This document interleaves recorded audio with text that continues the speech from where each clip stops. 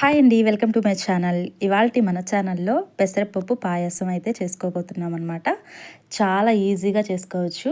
ఎప్పుడన్నా తొందరగా తినాలి అనిపించినప్పుడు, లేదా పండగలప్పుడు తొందరగా చేసుకోవాలి అనుకున్నప్పుడు క్విక్గా ఈ విధంగా ఒకసారి అయితే ట్రై చేయండి అబ్బా.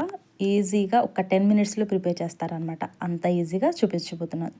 టేస్ట్ అయితే మాటల్లో చెప్పలేము. దీన్ని టేస్ట్ చేసిన వాళ్ళకి మాత్రమే తెలుస్తుంది. చూసారు కదా, చూస్తుంటేనే నోరూరుతుందా? ఇంకెందుకు ఆలస్యం, పెసరపప్పు పాయాసాన్ని ప్రిపేర్ చేయడం కోసం నేను ఇక్కడ ఒక చిన్న గ్లాసుడు బియ్యం, ఒక హాఫ్ గ్లాసు పెసరపప్పును అయితే తీసేసుకుని శుభ్రంగా కడిగి ఆ తర్వాత ఇలా కుక్కర్లోకి అయితే తీసుకున్నాను.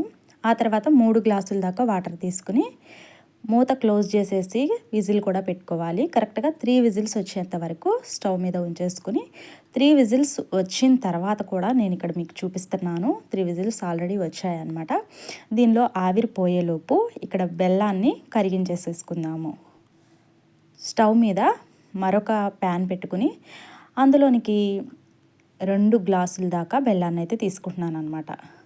ఎందుకంటే 2 గ్లాసులు ఎక్కువ తీసుకుంటున్నానంటే పాలు, నీళ్ళు ఇవన్నీ ఎక్కువ క్వాంటిటీతో అవుతాయి కాబట్టి అందుకనేసి నేను ఇక్కడ గ్లాసున్నర దాకా తీసుకున్నాను కదండి. ఒక గ్లాస్ రైసు, హాఫ్ గ్లాస్ దాకా పెసరపప్పు తీసుకున్నాను కదా, గ్లాసున్నర దాకా. అదేవిధంగా నేను 2 గ్లాసుల దాకా బెల్లాన్ని అయితే తీసుకుంటే స్వీట్ కరెక్ట్గా సరిపోతుందండి. ఎక్కువ తక్కువ అవ్వకుండా కరెక్ట్గా సరిపోతుందన్నమాట.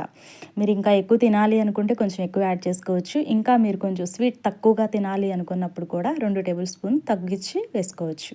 దీనిలోకి 2 టేబుల్ స్పూన్ దాకా వాటర్ తీసుకుని కంప్లీట్గా బెల్లాన్ని అయితే చక్కగా ఈ విధంగా కరిగించేసేసుకోవాలి. పాకమేం అవసరంలా, జస్ట్ కరిగితే సరిపోతుంది. ఆ తర్వాత ఇక్కడ కుక్కర్లో ఉడికించుకున్న పెసరపప్పు అన్నాన్ని ఇక్కడ మూత ఓపెన్ చేసి చూపిస్తున్నాను చూడండి. చక్కగా స్మూత్గా ఉడికిందనమాట. ఎక్కడ అడుగంటకుండా 3 విజిల్స్ వచ్చేంత వరకు ఉంచితే సరిపోతుందండి. చూసారు కదా, అడుగు కూడా ఎక్కడ పట్టుకోలేదు. ఇలా గరిటెతో ఒక్కసారి ఇలా మొత్తం స్మాష్ చేసేసుకోండి. చాలా స్మూత్గా ఉడికిందనమాట. గరిటెతో ఇలా అనుకుంటే సరిపోతుందండి.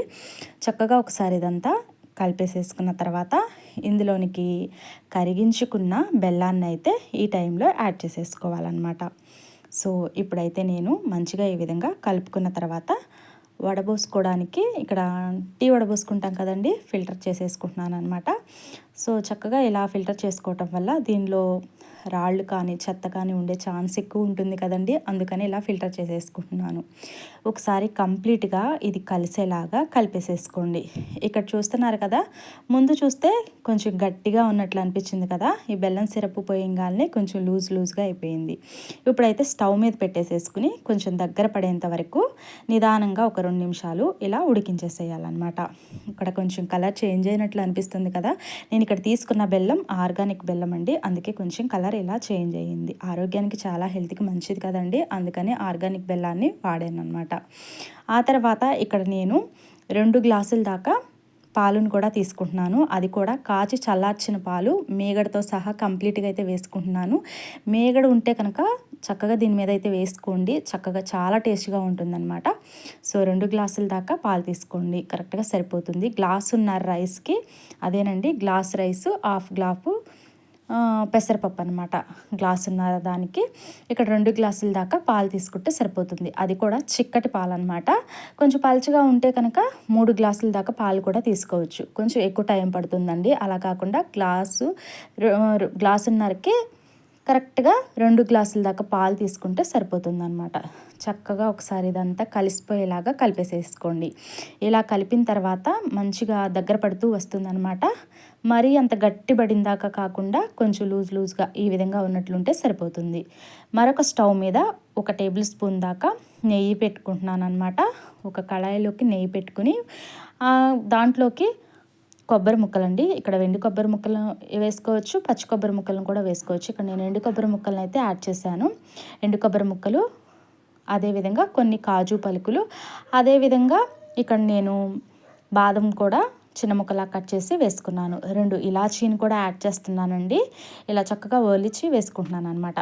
వీటన్నిటిని నిదానంగా ఈ విధంగా మంచిగా ఫ్రై చేసుకోవాలి. ఇవి మంచిగా ఫ్రై అయిన తర్వాత వీటిని ఆల్రెడీ మనం ఉడికించుకున్న పెసరపప్పు అన్నంలోనికి దీనిలోకి యాడ్ చేసేసుకోండి. మీరు మంచిగా ఈ విధంగా కలిపేసేసుకోండి. చాలా టేస్ట్గా ఉంటాయండి. అసలు మాటల్లో చెప్పలేము, చాలా బాగుంటుందన్నమాట. స్వీట్ తినాలనిపించినప్పుడు ఓన్లీ ఒక్క 10 నిమిషాల్లో కుక్కర్లో ఇలా పెట్టేసుకుంటే ఈజీగా చేసేసుకోవచ్చు. టేస్ట్ అయితే సూపర్ ఉంటుందన్నమాట.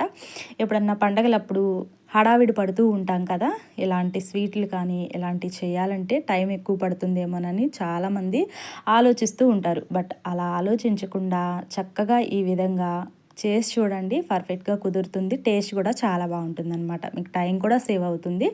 కొంచెం నెయ్యిని ఎక్కువ వేసుకుని తినడం అంటే నాకు చాలా ఇష్టం అండి. దీనిలోకి నెయ్యి ఎంత వేసుకున్నా కానీ చాలా బాగుంటుందన్నమాట. ఇలా చక్కగా ఒక టేబుల్ స్పూన్ నెయ్యి ఒక గిన్నెలోకి ఈ విధంగా వేసుకుని మంచిగా తింటూ ఉంటే అబ్బా ఎంత బాగుంటుందో. సో మీరు కూడా ఒకసారి అయితే ట్రై చేయండి. ట్రై చేసి ఎలా కుదిరిందో కామెంట్ సెక్షన్లో కామెంట్ చేయండి. మరెందుకు ఆలస్యం, తప్పకుండా లైక్ చేయండి, షేర్ చేయండి. మరిన్ని ఇలాంటి రెసిపీస్ కోసం తప్పకుండా మన ఛానల్ని సబ్స్క్రైబ్ చేసుకోండి. Thank you for watching. Have a nice day.